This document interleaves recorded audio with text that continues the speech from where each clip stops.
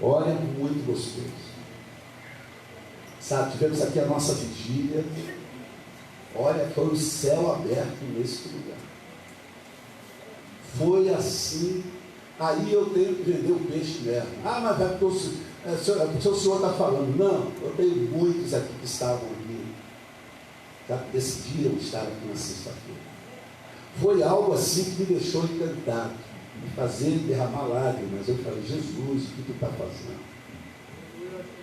Nós tivemos aqui um Ministério de Louvor, jovens, né, que tem uma banda lá da igreja de Manguinhos. Olha, eu fiquei encantado com aqueles meninos. Foi assim um negócio tremendo. E é porque eu tive que parar, porque se deixasse, a gente seguia. Eu tive que dar uma forçada na barra, sabe, para a gente poder parar, porque se deixasse, a coisa ia embora. Tinha um projeto da gente ficar aqui pelo menos até 11 horas, 11h30, era meia-noite, né? Meia-noite a gente estava por aí. Sabe, assim, sabe, uma coisa muito livre, muito gostosa, muito fluir no Espírito, sabe, uma coisa muito interessante, de Deus ministrando, falando conosco como igreja, nos dando uma palavra sobre alinhamento e posicionamento e alinhamento, palavra essa que depois na caminhada eu tenho que compartilhar depois com toda a igreja, com você no domingo à noite.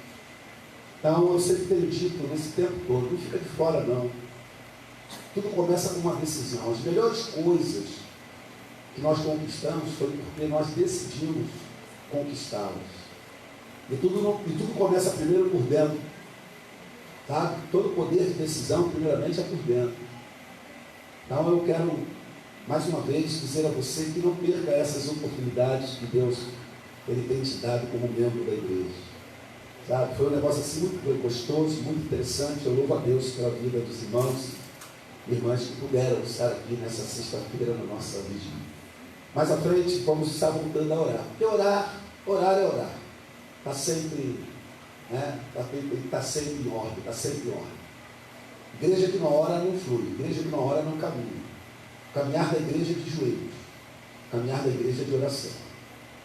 A igreja não caminha só pela palavra, só pelo louvor, só pela recepção, pela festa, ou não. A igreja caminha pela oração, sabe? Pela oração. A igreja que ora é uma igreja muito forte, uma igreja que jejua, uma igreja que santifica. Hoje terminamos a nossa semana de jejum e oração, sabe? Pelo Casa de Paz, né? E pelo fluir de Deus na vida da nossa igreja. Então foi um tempo assim muito precioso.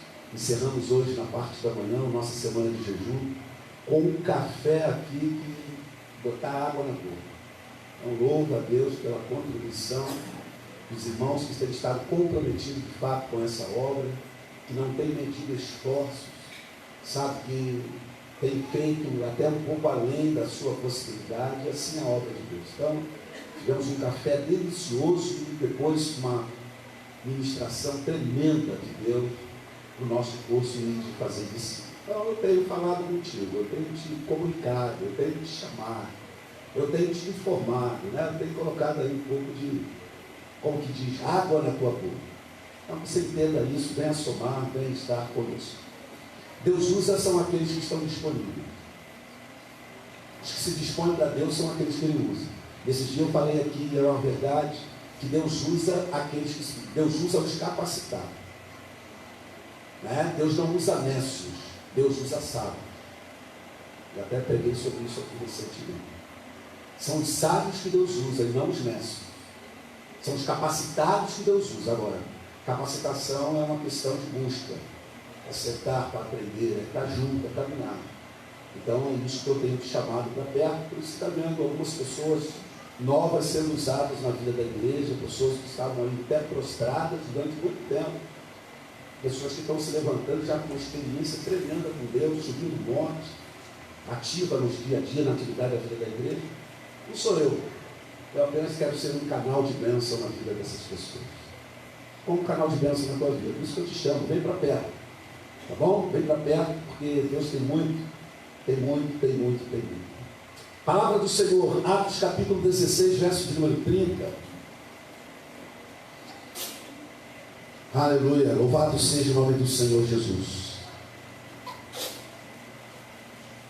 Atos capítulo 16, verso de número 30. Conforme você for achando, vai se colocando de pé, né? Essa é uma ordem natural.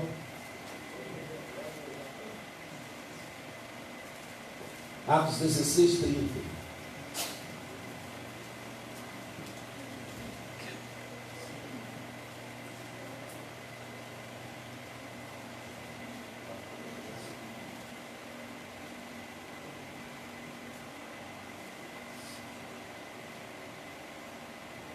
Louvado seja o nome do Senhor. Amém, querido? Achou aí? Sim ou não?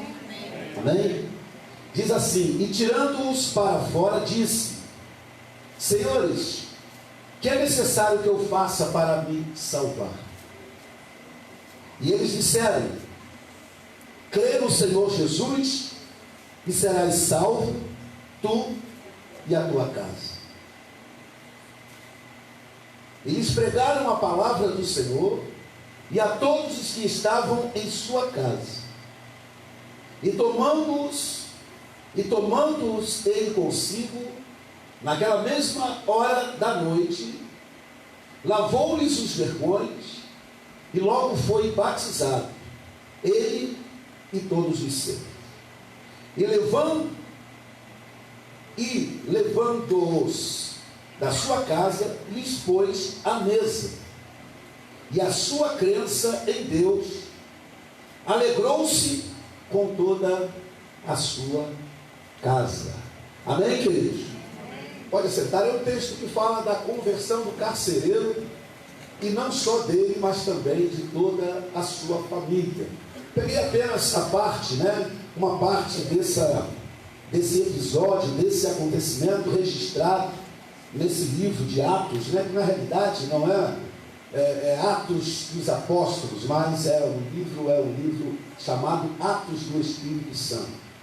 Porque você vai ver que diz, desde o início ao seu final, né? E mais especificamente a partir do capítulo 2 desse livro, pós a descida do Espírito Santo, ou chamado Pentecostes, vai ver que todos os eventos acontecidos foram ações magníficas, tremendas, poderosas, grandiosas do Espírito Santo, através da igreja, através daquelas pessoas que a Bíblia vai registrando, apóstolos, depois também Paulo, Silas e tantos outros, algumas mulheres.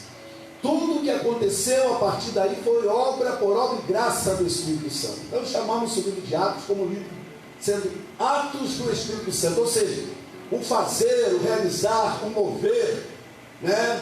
O que aconteceu foi por obra do Espírito Santo, através daqueles e daquelas que se dispunham ou se dispuseram, né? A ser usados por Ele, né? Por Deus, e a ouvir assim a voz do Senhor. Cadê meu tema? Amém, queridos? Tem um tema da mensagem, né? Tem um tema da mensagem que eu quero compartilhar contigo, dizer que a salvação é para todos. Creio que ao olhar aqui, acho que a maioria, né, já tiveram um encontro com Jesus. Amém? Olhando assim, parece que todos já tiveram um encontro com Jesus, sim ou não? Amém? Quem não teve um encontro com Jesus? Ou melhor, quem teve um encontro com Jesus aí, parece que? Ou seja, quem já aceitou Jesus como Senhor e Salvador, né? Amém? Então, mas é uma verdade. Por que eu falo sobre isso? Porque é dentro do nosso tema maior, do mês de novembro, que nós fomos chamados para ganhar e para discipular. Ganhar é evangelização, e discipulado é o ensino da palavra para aqueles, ou discipular é o ensino da palavra para aqueles que o Senhor, né, alcançou pela sua graça, ou seja, aqueles que se converteram, os novos convertidos, bebezinhos, precisam ser discipulados. Mateus 28, 19 fala sobre isso, sobre ganhar e sobre discipular. Não basta ganhar, né, e deixar.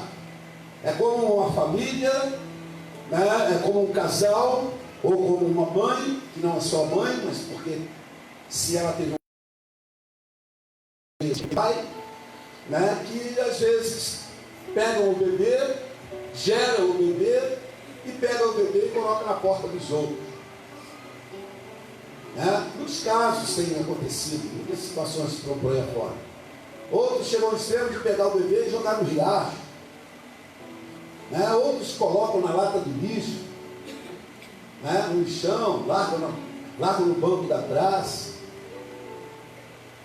A vida espiritual, ela nos aponta, ao pensar nessas coisas, a gente pensa na vida espiritual. E a palavra de Deus, ela vai falar sobre isso. Que quando nós ganhamos uma pessoa para Jesus, nós, que eu digo, na ação do Espírito Santo, porque nós não fazemos nada, nós somos apenas um canal, nós devemos cuidar dessa pessoa. Porque é um bebê espiritual. Porque é uma criança. Precisa tomar o leitinho, precisa de ter todos os cuidados como uma criança, de fato, biologicamente falando, precisa. E uma coisa verdadeira, verdade é que todos nós, que já conhecemos Jesus como Senhor e Salvador, nosso ventre espiritual ele não é estéril, não. Você pode ser, talvez, mulher ou homem, você pode ser estéril de respeito ao biológico. Não sei se é o caso, mas agora espiritualmente ninguém é estéril, não. Todos nós temos como que um ventre espiritual, sadio, diz que, eu digo até mais, que frutífero, para ganhar ou para gerar filhos e filhas espirituais para Deus. Porém, como citei o texto de Mateus 28, 19, ele vai dizer que nós devemos ganhar, mas a gente deve também discipular. Ou seja, quando ele vai dizer lá, ensinando-os, pregar o Evangelho, mas também depois ensinar a essa criança. Como se faz com um bebezinho. Precisa aprender princípios, valores, precisa ser educada, precisa conhecer a casa que ele vai estar, que ele está chegando, para ele poder, que ele vai passar o resto da vida dele, pelo menos vamos entender assim. Então, isso aí é um princípio fundamental à luz da palavra do Senhor, para nós como igreja. Então, o grande desafio da igreja é justamente isso, é o evangelismo. Ouvimos aqui domingo passado, através do seminarista Mateus, e isso é fato, que evangelizar, ou seja, falar de Jesus, pregar sobre Jesus para uma pessoa, isso não é dom, isso é mandamento. Se é mandamento, é para se cumprir. E quem não cumpre mandamento, está errado. Quem não cumpre mandamento é desobediente. Quem não cumpre mandamento é desobediente à palavra. Nós temos a palavra do Senhor, é com que propósito? É para nós podermos o quê? Diga comigo, obedecer. Ou a palavra do Senhor é para outra coisa? Em primeiro lugar, a palavra de Deus é para ser obedecida. É como se tem a Constituição do país, que é o que é para se estabelecer a ordem, é para ser obedecido, porque quem não obedece está transgredindo a lei, e quem não obedece a palavra de Deus está transgredindo a palavra do Senhor. Então nós temos muito claro na palavra de Deus, isso que eu estou te dizendo, que nós fomos chamados para Cristo, para viver com Cristo, para estar em Cristo, é para reproduzir na vida de outras pessoas aquilo que nós, na nossa vida, já tivemos e continua sendo reproduzido pela palavra. Ou seja, aquilo que acontece comigo, de transformação, de mudança, nesse contexto de nova vida, é para eu poder falar isso para outras pessoas. É para eu poder dizer isso para outras pessoas. Olha, se aconteceu comigo, pode acontecer contigo também. A mudança que Deus, através de Cristo Jesus, na ação do Espírito Santo, fez na minha vida e continua fazendo, essa obra magnífica, maravilhosa, Querido, isso não é para nós ficarmos para nós. Nós precisamos compartilhar com outras pessoas o que Deus em Cristo fez por mim e por você. Ou seja, eu preguei aqui há muito tempo passado falando, conte para as pessoas, fale da tua história. Ou seja, da mudança de vida que Deus opera através de Cristo Jesus na vida de todo homem. Aquilo, a partir do momento que você creu, passou a viver com Cristo, é importante que testemunhe, seja uma testemunha disso para outras pessoas. E essa é a grande dificuldade às vezes da igreja local. E quando eu digo que você é chamado, nós somos chamados para multiplicar no reino de Deus. Nós temos o mandamento do Senhor em Marcos 16:15, indo por todo mundo pregar o evangelho a toda criatura. Ou seja, fala do amor de Deus, fala do amor de Cristo pelas pessoas, anuncia isso. E nós temos toda a condição, capacitação, nós temos tudo de necessário para poder fazer essa obra como igreja do Senhor. Nós temos Cristo como Senhor e Salvador, amém? Nós temos o Espírito Santo, amém? Nós temos a palavra, amém? Nós temos quem nos ensine a fazer, amém? O que é que falta? Por que não falta? Por que não faz?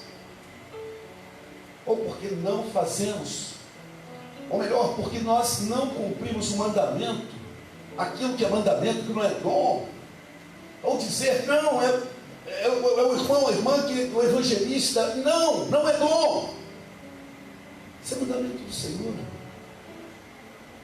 Nós temos a palavra, na palavra, como esse texto, por exemplo, a vida do apóstolo Paulo é uma vida, sabe assim, de um relato no Atos do Espírito Santo, que joga luz de forma grandiosa, sabe, sobre esse momento da igreja.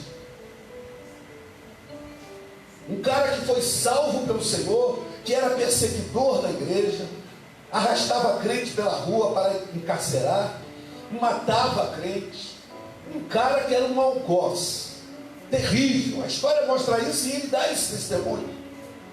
Ele diz que ele era o perseguidor da igreja. Eu te pergunto, a nós, quantos de nós que estamos aqui que sofremos perseguição por conta de ser crente metodista? Tem alguém aí que sofre perseguição pelo fato de ser crente? Tem alguém aí que sofre perseguição? Sim ou não? Tem alguém aí que sofre perseguição? Não. Todos nós temos uma, sabe, nós somos livres. Nós somos livres. Ninguém nos importuna. Não sofremos perseguição à luz ou a ponto tal qual essa, como Paulo e tantos outros apóstolos sofreram, ou como o próprio Cristo sofreu. Pelo contrário. E a exemplo do apóstolo Paulo, a gente vai ver na palavra que até de dentro do cárcere,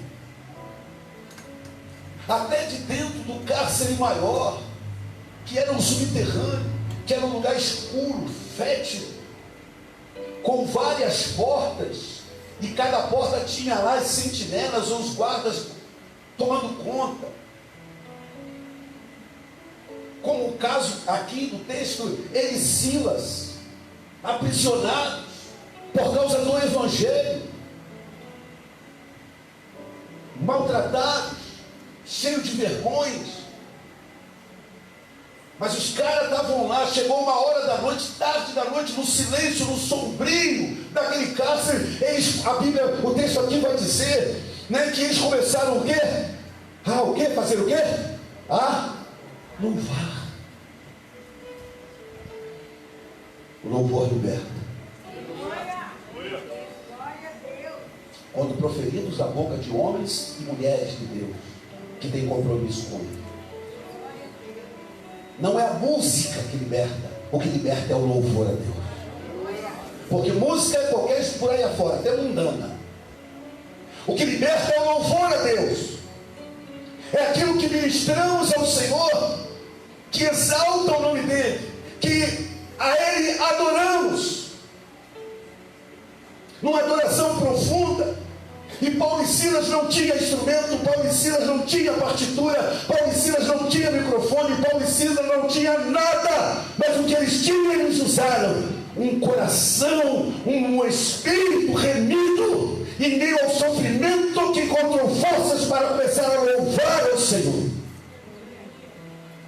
E a palavra vai dizer que as portas do cárcere começaram a se abrir. Deus, em suma, Deus enviou o socorro, aleluia. Ou seja, Deus recebeu a adoração, o louvor daqueles dois que estavam aprisionados por causa do seu nome. Ele não estava ali porque eles roubaram alguém, ele não estava ali porque eles quebraram princípios da lei, ou ofenderam pessoas, ou cometeram um homicídio. Não, eles estavam ali por causa do nome de Yeshua, por causa do nome de Jesus.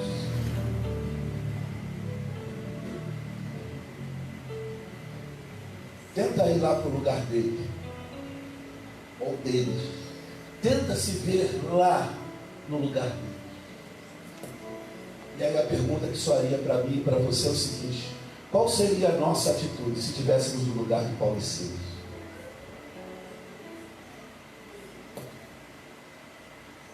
Qual seria a nossa atitude se estivéssemos no lugar de Paulo e de Silas? Amarrado dentro de um cárcere e amarrado pelos pés, pelas mãos, todo acorrentado. Mas começaram a louvar ao Senhor. Possivelmente dizendo assim, né? Yeshua.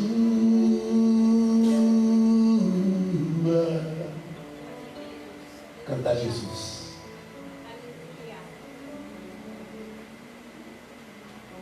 Possivelmente, sabe, exaltando o nome daquele que vive e que reina pelos séculos dos séculos. O texto bíblico ele não vai dizer que Paulo e Silas murmuraram, não vai dizer que eles estavam reclamando, não estavam reclamando dos vergões nas costas, das chicotadas, das chibatadas, não estavam reclamando do escuro, da friagem no cárcere que é própria de um lugar assim. Nas horas dos nossos sofrimentos, qual tem sido a nossa atitude?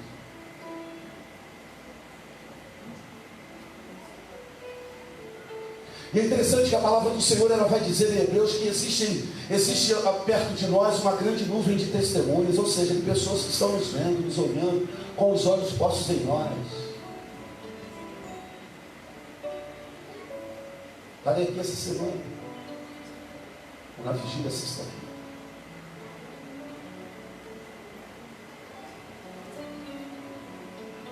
Jesus vai dizer que Ele nos constituiu para ser luz do mundo e sal da terra. Nós temos há um peso, como existe um peso de glória sobre nós, mas como que diz, há um peso de responsabilidade na vida de cada um de nós, de em todo tempo, em qualquer tempo, a qualquer momento, independente de onde estivermos, independente da situação, da crise, do momento, da luta, estarmos dizendo: Maranata, hora vem Senhor Jesus, eu te louvo, eu te exalto. Somos chamados a louvar, a adorar, a exaltar em todo o tempo.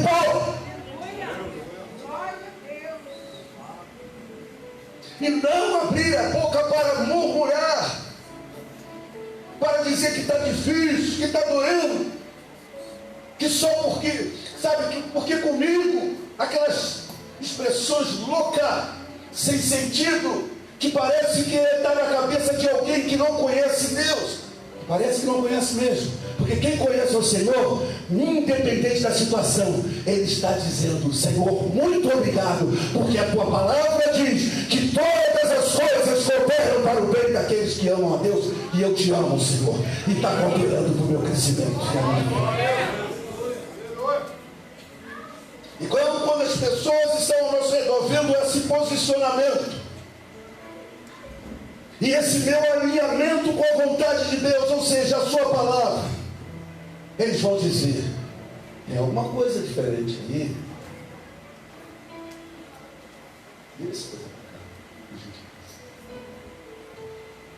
As testemunhas, eles vão olhar para o crente, para você, para mim, e vai dizer: esse cara é diferente, essa mulher é diferente, esse jovem é diferente, passando por essa luta, por essa prova, por essa situação, e está dando glória a Deus, vivendo essa crise, essa dificuldade, e está aí dando glória a Deus. E aí sabe o que vai acontecer? É o que aconteceu com o carcereiro, e não somente com ele.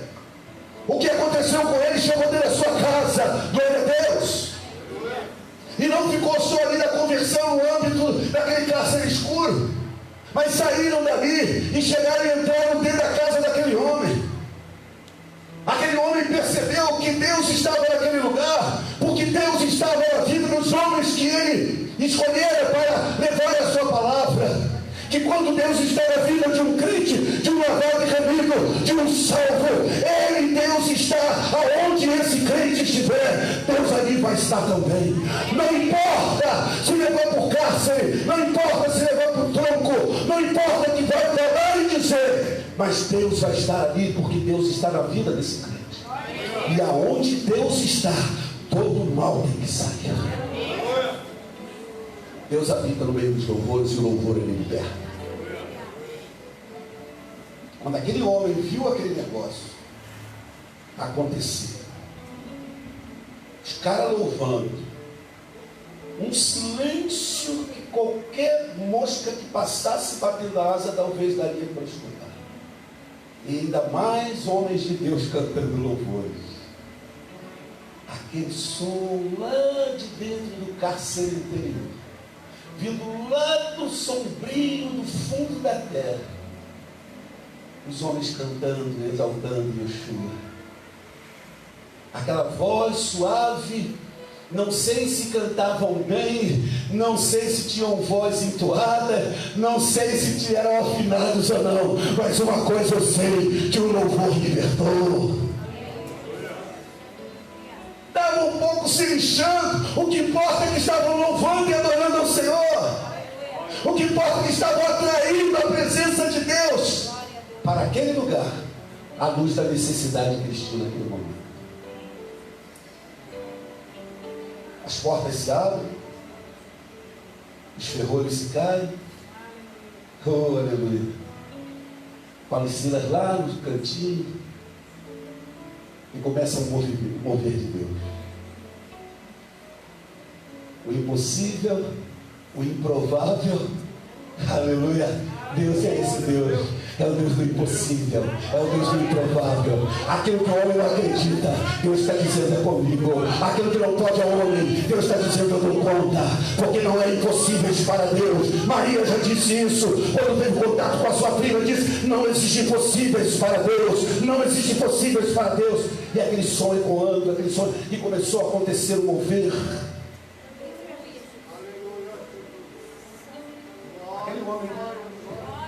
Aquele homem responsável por guardar a vida daqueles dois crentes, daqueles dois santos, que ele não sabia que era santo, sabia que era crente, mas não sabia como é que era a vida. Porque uma coisa é ser crente em Jesus, outra coisa é ser santo para Deus. Ele começou a ver aquelas portas se abrindo, ele começou a ver a possibilidade daqueles homens fugirem, o homem começou a ficar desesperado. O texto vai dizer que o homem quis se matar. Mas Paulo levanta e diz, não faça isso, nós estamos aqui.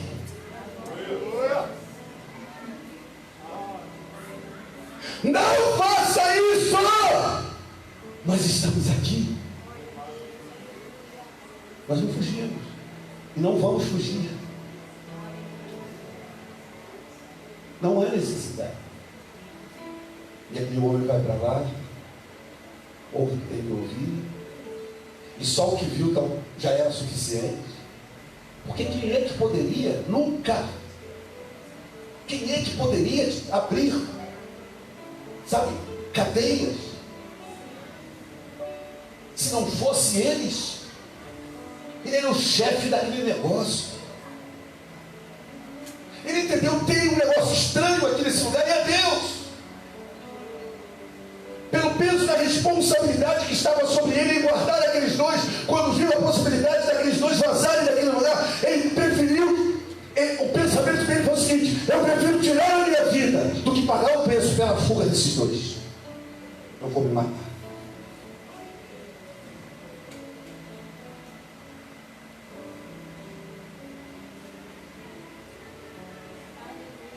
A palavra vai dizer que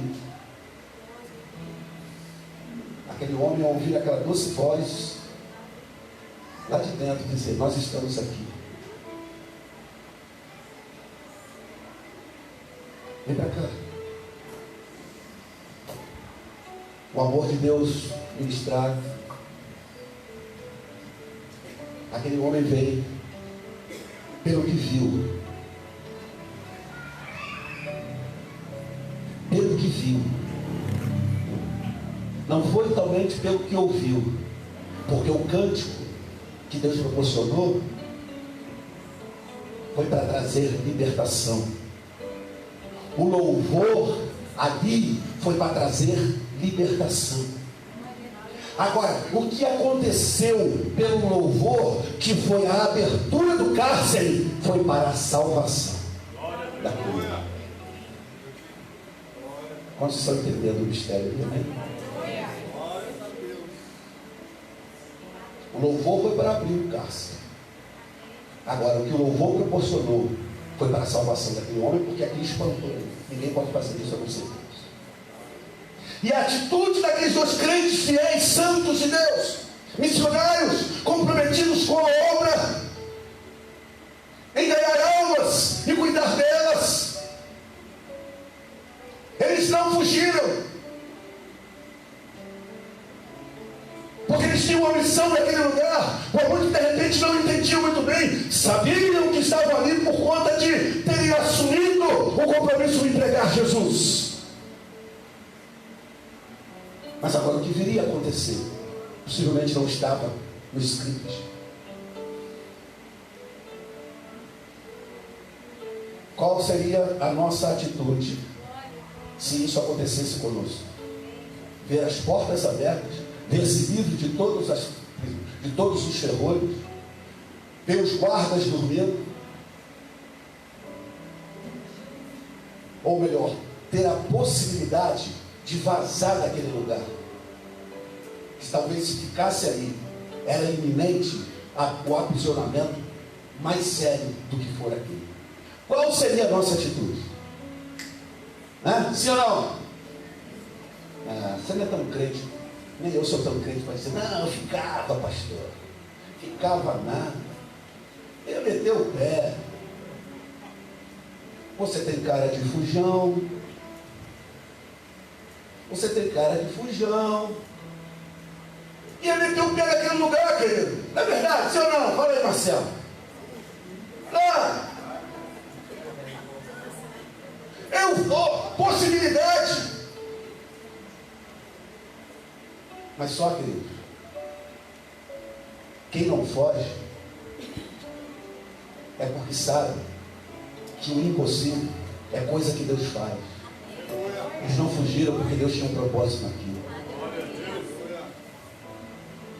Quem tem compromisso com o reino, independente de qualquer coisa que possa até se apresentar ali como possibilidade de escapar, mas ele permanece, porque Deus tem um projeto com ele ali. Ou seja, aonde Deus te plantou é aonde você vai frutificar.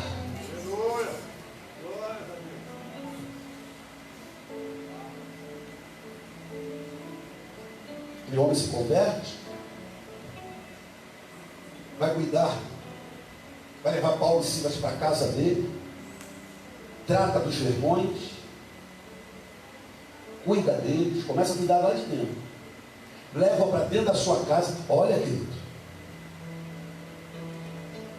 leva-os para dentro da sua casa, coloca-os à sua mesa para comer, com certeza deu-lhes novas roupas, vestimentas. Sabe por que esse homem fez isso? Diferentemente do que ele fez antes, fazia antes. É porque agora Jesus Cristo entrou na sua vida como Senhor e Salvador.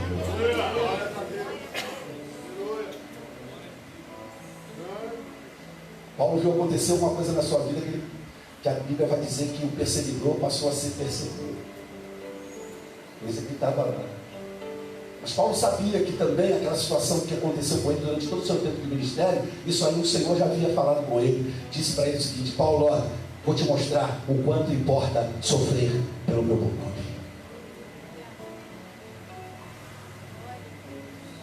Às vezes nós somos assim, fujão, medrosos.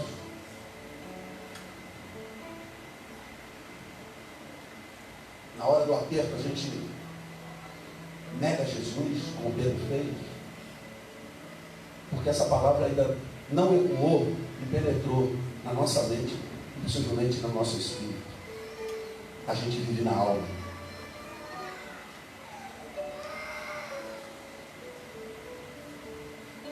O Senhor falou para Paulo: eu vou te mostrar o quanto importa você sofrer pelo meu nome.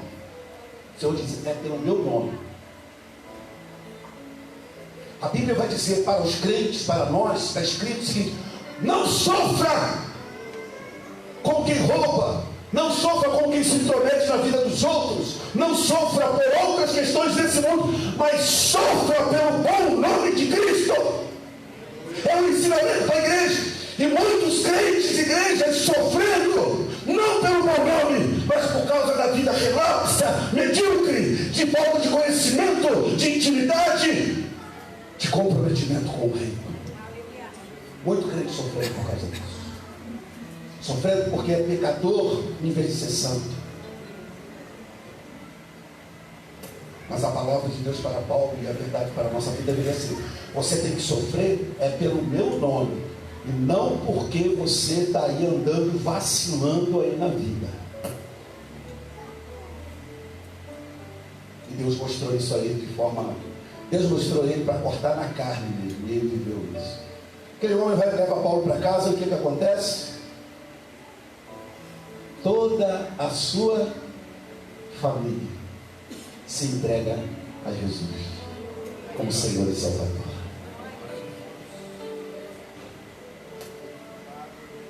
Toda a sua casa, toda a sua casa.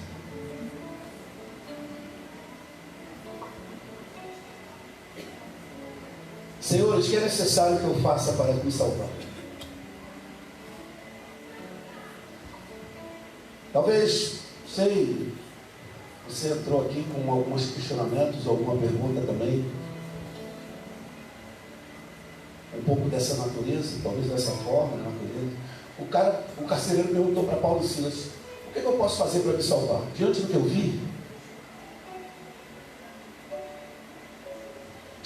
eu vi, não tenho outra saída.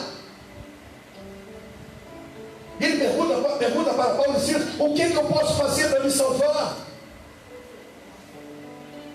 Isso é posicionamento, e ao mesmo tempo desejo de alinhar a sua vida à luz da palavra, ou seja, alinhar a sua vida com Deus. Isso é posicionamento, desejo de posicionamento e alinhamento. O que eu posso fazer para me salvar, para ser um crente como você?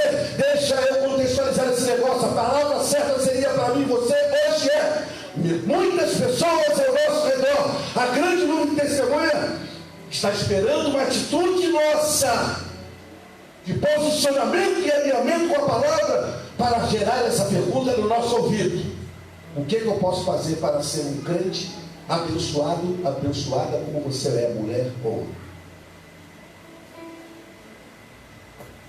Alguém já te fez essa pergunta algum dia? Simplesmente não.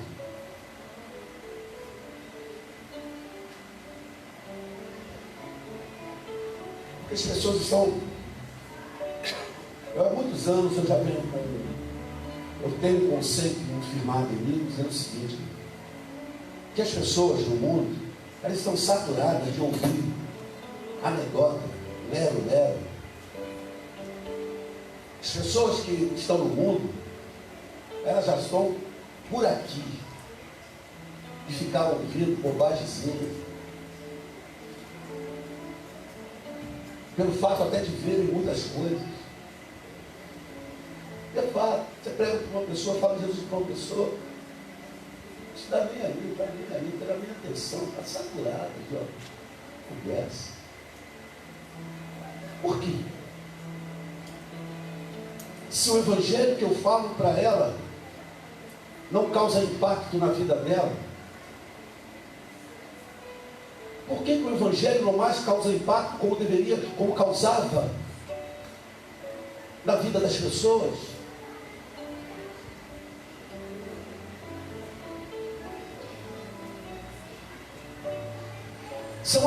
É a grande nuvem de testemunha que Hebreus vai dizer, porque ela está vendo coisa que ela disse que não é própria.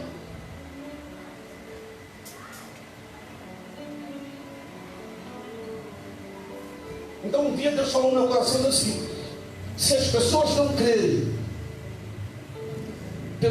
pelo ouvir da palavra, tem que ter um outro caminho. Elas precisarão crer pelo que elas vão estar vendo.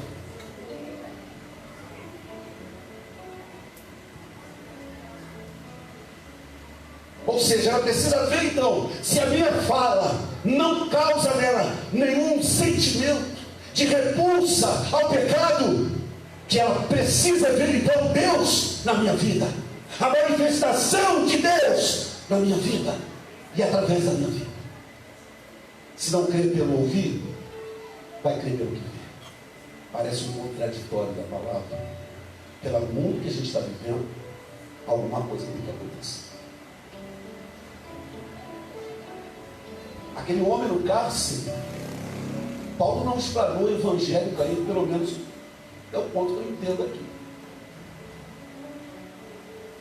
Foi a atitude deles, de vida que eles tinham de relacionamento com os céus, que proporcionou aquele movimento naquele ambiente, e aquele homem acreditou em Deus pelo que ele viu.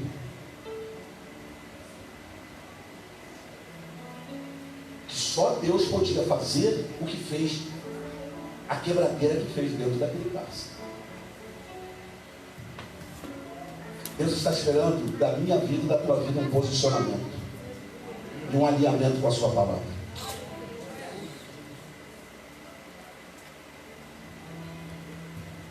E o homem pergunta, o que eu posso fazer para me salvar?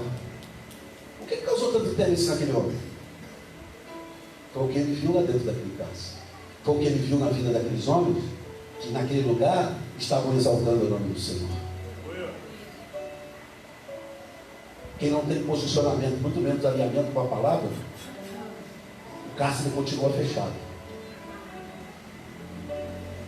As portas continuam travadas e tudo fechado.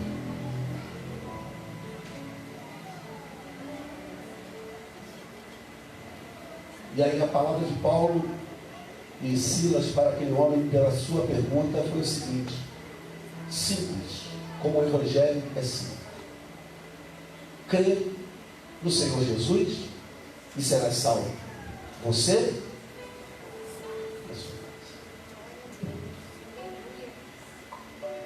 Não fez um sermão mirabolante, não fez uma pregação, não fez caras e boca, não saltou, não quicou, não falou em línguas, não falou em mistério, não entregou profecia, mas apenas falou o simples e objetivo e necessário. Basta você crer em Jesus, você vai ser salvo, e como a tua casa também será salva. Tem muitas pessoas ao nosso redor querendo fazer essa pergunta para você como igreja do Senhor. E se um dia elas fizerem, pelo teu posicionamento e alinhamento com a palavra, não explique muito. Não conte muita história, porque senão você acaba perdendo. Apenas diga para ela, como carcereiro, crê no Senhor Jesus e você vai ser salvo, como toda a sua família também vai ser salva.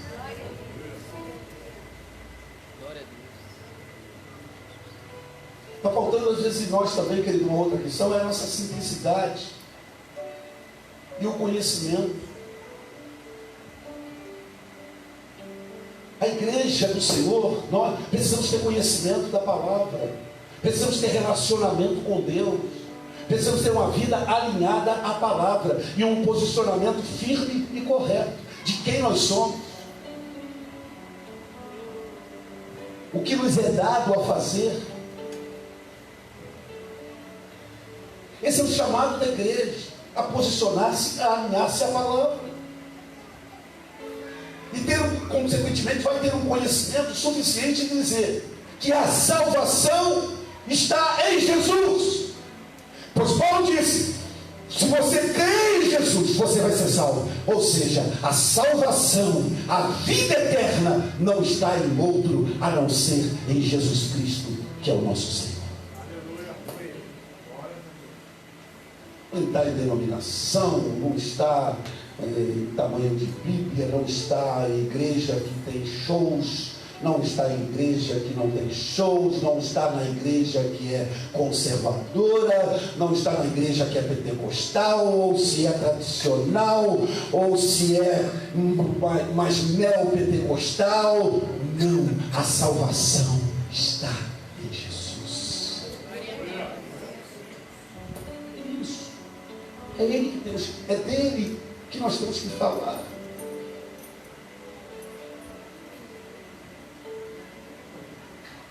E aí eu entendo como na casa de Zaqueu teve festa naquela casa. Aquele homem e toda a sua família se renderam a Jesus Cristo como Senhor e Salvador. Sabe por quê? Porque dois homens não abortaram o chamado para a vida deles. Pelo contrário, levaram o chamado deles a sério e a manter. Como ouvirão, se não há quem pregue? Como pregarão, se não forem enviados? Bem-aventurados, felizes são os pés daqueles que proclamam o Evangelho, que proclamam as coisas de Deus. Porque tem que ter alguém para falar. Ninguém ouve o que o outro não diz. Para ouvir de Deus, para ouvir que Jesus Cristo, que existe salvação através de Cristo Jesus, alguém precisa falar para essa pessoa. Não vão ouvir se não tem quem pregue. E Deus tem me chamado como igreja nesse lugar, a mim e a você, a se levantar desse banquinho ali que você gosta tanto, e a poder dizer como Isaías diz: ó, eis-me aqui, Senhor, me usa como instrumento de tuas mãos. Aonde eu estiver, não importa se no cárcere, não importa se na prisão, não importa se livre, por onde eu estiver e aonde eu passar, eu vou proclamar que Jesus Cristo é Senhor, para a glória de Deus Pai. Vou proclamar: creia em Jesus Cristo e você vai ser salvo, e tua casa vai ser salva. Coloque-se. Oh, aleluia, louvado seja o nome do Senhor Jesus. Quero orar com você nessa hora.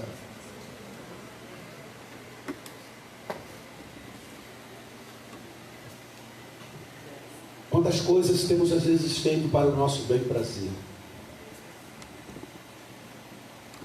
andando por aí à procura do nosso próprio bem querer, cuidando das nossas coisas, da empresa, do nosso trabalho, daquilo que de fato é necessário, porém, diante do chamado de Deus,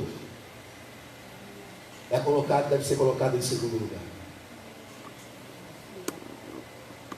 Quantas de nós andamos cuidando da nossa vida e não nos preocupando com a vida dos outros? Está entendendo? Você está entendendo se preocupar com a vida dos outros? Dentro da sua casa, quantas pessoas tem lá que precisam crer no Senhor Jesus para ser salvo? Filho, filha, genro, nora, neto, né?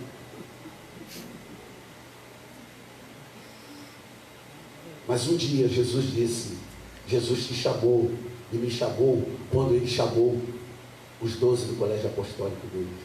Ele disse: vinde após mim, eu vou fazer vocês pescadores de homens. O chamado para os 12 é o chamado para a igreja. É um chamado que continua ecoando pelos séculos dos séculos, até hoje, nesse exato momento, 10 para as 10 da noite, que o Senhor te fala: eu te escolhi para ser um pescador de homens.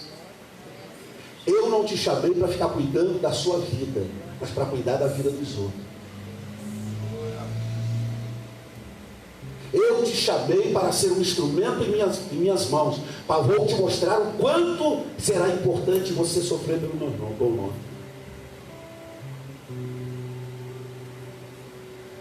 Deus chama você, como Igreja Metodista do Forte, você que está aqui nessa noite, você que está chegando para essa igreja.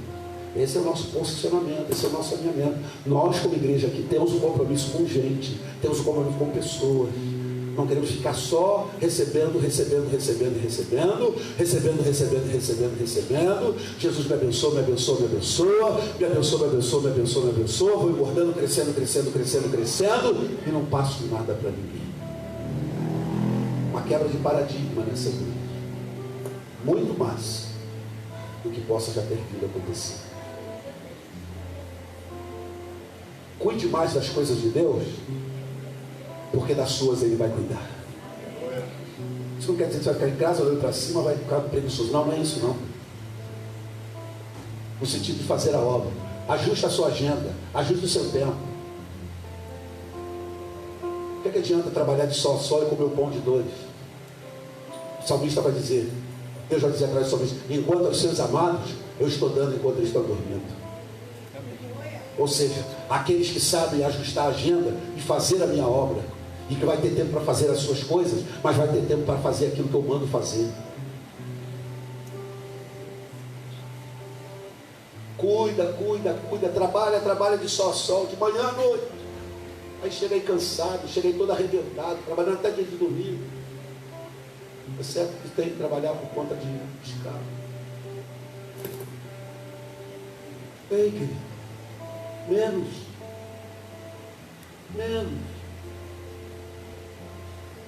Deus quer te colocar em lugares muito maiores, quer prover para você de forma muito mais grandiosa do que às vezes esse esforço vazio que estamos fazendo. Depois fica todo arrebentado, cansado, não aguento mais. Acabar esse culto, dormir.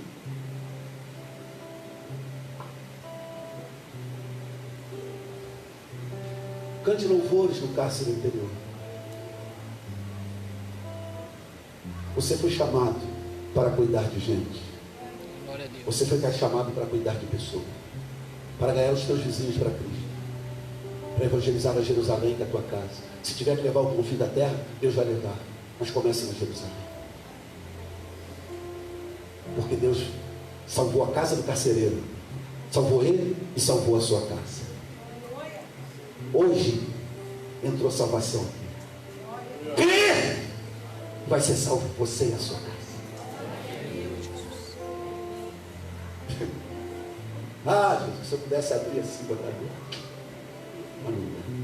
Céu do bicho. Eu quero fechar, quero orar contigo, quero abençoar a tua vida.